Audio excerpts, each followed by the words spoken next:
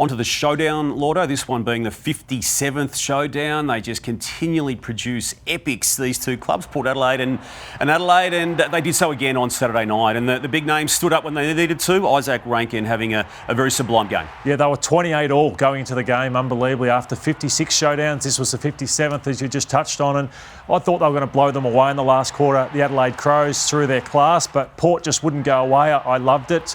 And that's what you want to see from Port. And you love Jason Horne-Francis taking this moment, but equally you love what's at the end of it from an Adelaide Crows perspective. Yeah, Mark Keane, unbelievable courage. It was a great game, one of the best games I've seen this year.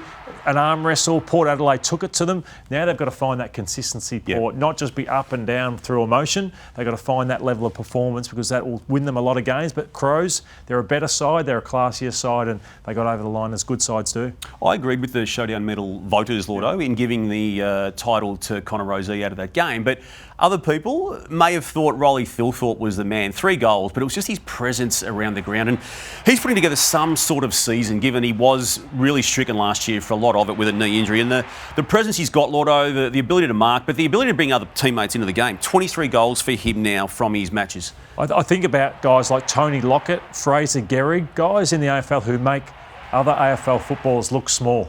And that's what he's doing, Riley Thilthorpe. So the work he's done on his body, but he's still one of the best runners at the Adelaide Crows. That combination of size, power and endurance makes him unstoppable at the moment. Yep. Look, I want you to pull apart in a layperson's term way what you're seeing on the screen here when it comes to what the Crows are doing, first or second in so many key metrics, but particular focus, please, on the last two there, the inside 50s per goal and the percentage of goals per inside 50. What that means and why you think this does allow the Crows to stack up from a big picture perspective. Well, Damo, they have weapons that other teams don't have, and that is they were smashed at the clearance against Port Adelaide.